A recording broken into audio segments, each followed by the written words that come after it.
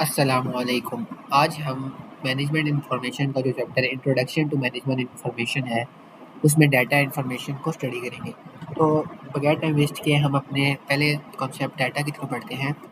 यहाँ लिखा हुआ है data is defined as facts, figures and statistics and it is the raw material for processing, for example sales in a month and number of tourist. मतलब कि जो data होता है वो हमारे पास कोई भी फैक्ट्स, फिगर्स, स्टैटिक्स या ऐसी कोई भी चीज़ होती है जो कि अभी हमें प्रोसेस नहीं हुई होती, मतलब कि उसको अभी देखा नहीं गया होता या उसको ऐसी फॉर्म में कन्वर्ट नहीं किया गया होता जो यूज़फुल हो। बस वो आपके पास अभी आई है इन्फॉर्मेशन। कोई भी ऐसा जो मतलब कि नंबर्स, आप नंबर्स कह लें, लेटर्स कह लें, जो आपके पास आए हैं, पेपर पे लिख के आए हैं या ऑनलाइन किसी ने आपको सेंड किए हैं। आपके पास बस वो एक इन्फॉर्मेशन आई है अभी, उसको आपने अभी प्रोसेस नहीं किया, बस आप देख सकते हैं कि मुझे किसी चीज़ के बारे में बताया जा रहा है, बताया गया है, किसी चीज़ के बारे में लिखा गया है। अगर हम इसकी मिसाल लें, तो अगर आप एक टीचर हैं, ठीक है, टीचर आप हैं। अब टीचर जब स्टूडेंट्स के बनाता है, रिज़ल्ट बनाता है, तो आपने देखा होगा, अब आपको उसमें डाटा क्या होगा? अब आप देखें, आपके जो उसमें डाटा में आएगा वो आएगा number of failed failed students. अब देखें, आपके पास 50 स्टूडेंट्स हैं, उसमें से 25 सॉरी 45 क्या कहते हैं, पास हो गए हैं और 5 क्या हो गए हैं, फेल हो गए हैं। ठीक है, तो अब ये आपके पास एक रॉ फैक्ट है, मतलब कि आपके पास ये एक डाटा आया हुआ है कि आपको 5 स्टूडेंट आपके फेल हो गए हैं और 45 पास हो गए हैं, और उनके नाम भी लिखे हुए हैं कि कौन कौन से फेल हुए हैं और कौन कौन से पास हो गए हैं। आपके पास एक शीट आई है और उस पर ये सब कुछ लिखा हुआ है। अब आपका ये एक डाटा है, ये नंबर्स हैं, मतलब कि 45 स्टूडेंट फेल हो गए, 5 पास हो गए, और ये लेटर्स में भी आया हुआ है, आप मतलब कि आपके स्टूडेंट्स के नाम भी लिखे हुए हैं, उनके साथ सीरियल नंबर्स भी लिखे हुए हैं। तो आपके पास ये जो शीट आई है ये डाटा है। इसी तरह जो कंपनी की सेल्स होती है ना, एक महीने में मतलब कि 500 सेल होगी, 1000 होगी, या उसके जो ये नंबर ऑफ स्टूडेंट्स, मतलब कि एक जो कंपनी जो आपको ट्रैवलिंग करवाती है, उसके जो नंबर ऑफ स्टूडेंट्स एक महीने में आए हैं, मतलब कि 500 स्टूडेंट्स उसके साथ गए एक महीने में, जितने भी गए, वो उसका डाटा होता है, वो उसका प्राइवेट डाटा होता है, मतलब कि वो उसके पास अभी सिर्फ आया होता है, उसने उसको अभी प्रोसेस नहीं किया होता। अभी मैं आपको इन्फॉर्मेशन बताऊंगा तो आपको और क्लियर हो जाएगा। अब हम बढ़ते हैं प्राइमरी डाटा। डाटा की ना दो टाइप्स होती हैं, एक प्राइमरी होता है, एक सेकेंडरी होता है। Primary data is collected for specific use and your raw data is basically the primary data. इसकी मिसाल लिखी हुई है, list of numbers a company might interview its own customers directly to find out more about the. अब आपने primary data को याद रखना है तो इसकी दो चीज़ें याद कर ले। एक चीज़ ये याद कर ले कि ये स्पेसिफिक यूज़ के लिए यूज़ होता है, स्पेसिफिक यूज़ होता है इसका। अब स्पेसिफिक से इधर क्या मुराद है, मतलब कि देखें, अब आपने ये जो ऊपर वाली मिसाल ले लेते हैं, ये जो आपने फेल स्टूडेंट्स के किया है, number of fail students and pass students, ये आपने किस लिए किया है, क्योंकि आपने रिजल्ट बनाना है। तो अब आपने ये खुद बनाया है ना, अब ये आपका जो डाटा आया है ये रिजल्ट के लिए आया है, स्पेसिफिकली आपने खुद कलेक्ट किया है, मतलब कि आपने उनके मार्क्स कैलकुलेट करके कलेक्ट किया, तो आपको पता चला कि 5 पास फेल हो गए हैं और 45 पास हो गए। तो ये स्पेसिफिक यूज़ के लिए आया है, एक रिजल्ट बनाना है, एनुअल एग्जाम्स का रिजल्ट बनाना है। तो ये हमारे पास प्राइमरी डाटा हो गया। और जो प्राइमरी डाटा की आपने दूसरी खसूसियत याद रखनी है, जिससे आपको आइडेंटिफाई होगा प्राइमरी डाटा, वो ये है कि वो कंपनी खुद करती है, कलेक्ट करती है, मतलब कि वो किसी बाहर की जगह से नहीं होगा। ये मतलब कि आप खुद करें, आप अगर आपके लिए क्या प्राइमरी डाटा होगा जो आप खुद कलेक्ट करेंगे। अब ये जो टीचर है इसने ये खुद नंबर ऑफ कैलकुलेट किया कि कितने बच्चे पास हुए हैं और कितने बच्चे फेल हुए हैं, तो और उसके बाद ये रिजल्ट बनाया है, तो इसने ये खुद किया है, इसलिए ये क्या है, प्राइमरी डाटा है। अब इसमें ये अब इसने जो इन्होंने जो नंबर लिखे हुए हैं, लिस्ट ऑफ नंबर्स, मतलब कि कितने पास हुए, फेल हुए, ऊपर वाली एग्जाम्पल में अगर देखें, और a company might interview its own customer to directly, मतलब कि कंपनी खुद ही इंटरव्यू करे अपने कस्टमर का, ताकि उनकी बाइंग हैबिट्स का पता लगा सके, मतलब कि कंपनी खुद कर रही है ना, तो इसलिए ये क्या हो गया, प्राइमरी डाटा हो गया। अब इसके बारे में secondary data is the data which have been collected somewhere else for some other purpose and which can be adapted for the way being contacted.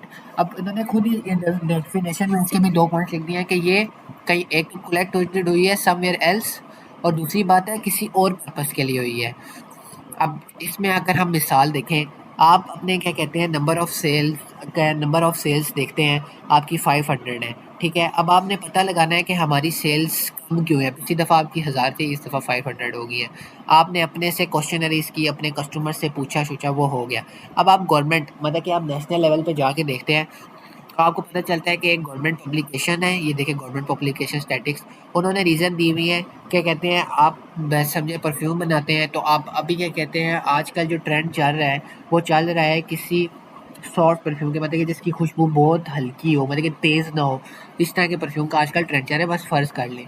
तो और आपकी कंपनी क्या बना रही थी, आपकी कंपनी ऐसे परफ्यूम बना रही थी जो बहुत तेज़ होते थे, जिसकी वजह से आपकी सेल्स डाउन होगी। अब आपने जो गवर्नमेंट के स्टैटिस्टिक्स देखे हैं कि पूरी पाकिस्तान, मतलब कि आप पाकिस्तान के लेवल पे देख लें कि पाकिस्तान के लेवल में आजकल किस परफ्यूम का ट्रेंड चल रहा है, ये आपने किसी, ये देखिए ये गवर्नमेंट ने कलेक्ट किया था, और गवर्नमेंट जो थी उसने ये किसी और पर्पज़ के लिए कलेक्ट किया होगा। उसने किसी और पर्पज़, मतलब कि मिसाल के तौर पे गवर्नमेंट ने ये चेक करना होगा कि उसकी इंपोर्ट एक्सपोर्ट्स में परफ्यूम कितने, कौन से आ रहे हैं, कितने आ रहे हैं, और इंपोर्ट कितना हो रहा है, एक्सपोर्ट कितना हो रहा है, उसने अपने लिए चेक करने के लिए किया था। लेकिन हमारी कंपनी ने इसे अपनी सेल्स के फिगर को जो डाउन है उसके पर्पज़ के लिए इस्तेमाल कर लिया। तो ये हमारे पास सेकेंडरी डाटा की मिसाल होगी। अब ये दोनों क्लियर हो गए हैं, इसको अभी हम सॉल्व करते हैं, बाद में इसकी एग्जांपल्स और जिससे आपको और क्लियर हो जाएगा। अभी हम इन्फॉर्मेशन पे चलते हैं। अब देखिए इन्फॉर्मेशन, जब डाटा प्रोसेस किया जा चुका हो और वो मीनिंगफुल हो जाए, मतलब कि उस पर्सन के लिए जिसने इसे रिसीव करना है, तो उसे इन्फॉर्मेशन कहते हैं। ठीक है। और इन्फॉर्मेशन का दूसरा नाम इन्होंने क्या कहा है, प्रोसेस डाटा। अगर अब हम इन टीचर वाली मिसाल पे जाते हैं, अब आप टीचर वाली मिसाल पे जा रहे हैं, अब टीचर ने ये रिजल्ट बनाया है, ये किसको शो करना है, टीचर ने ये रिजल्ट बनाया है, ये शो करना है इसने, एक तो करना है पेरेंट्स को, और दूसरा इन्होंने करना है प्रिंसिपल को। ठीक है। आप इधर लिखें पेरेंट्स, पेरेंट्स के लिए तो इंडिविजुअली काफ़ी होगा, और प्रिंसिपल को, अब देखें प्रिंसिपल अब हर बच्चे का इंडिविजुअली रिजल्ट नहीं देखता। अब प्रिंसिपल इंडिविजुअली रिजल्ट तो नहीं देखेगा। अब टीचर पता है क्या करेगा, अब वो ये अब ग्रेड्स बनाएगा। वो क्या करेगा, ए डबल प्लस कर लेगा, फिर ए प्लस कर लेगा, ए प्लस, एक मिनट, ए प्लस कर लेगा, इसी तरह बी कर लेगा, इधर बी लिख लेगा, बी बी प्लस कर लेगा, बी माइनस कर लेगा, या बी प्लस छोड़े बी कर लेगा, फिर सी कर लेगा, फिर डी, फिर ई, फिर एफ।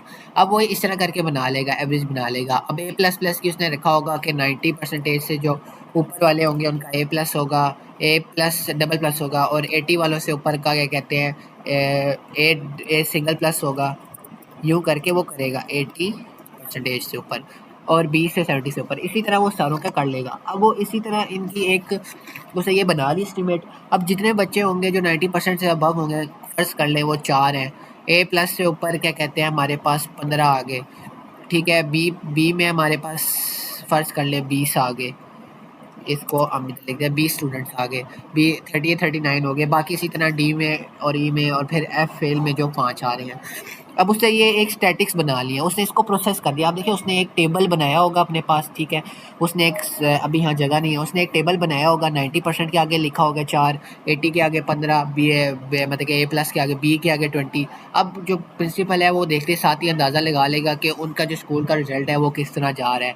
अब देखिए ए प्लस में ज़्यादा, वो समझ लेगा हमारे स्कूल के ज़्यादातर जो बच्चे हैं, या इस क्लास के ज़्यादा बच्चे, वो 80% में, उनको इम्प्रूवमेंट की ज़रूरत है। इसी तरह प्रिंसिपल के लिए ना एक जनरल सा, मतलब कि एक प्रोसेस डाटा चाहिए, प्रोसेस फॉर्म चाहिए होती है, और उसी प्रोसेस फॉर्म को वो क्या कहते हैं, इन्फॉर्मेशन कहते हैं। अब अगर हम इधर वाली जो बुक में एग्जांपल लिखी हुई है नोट्स में, question asked in a questionnaire during a survey are data.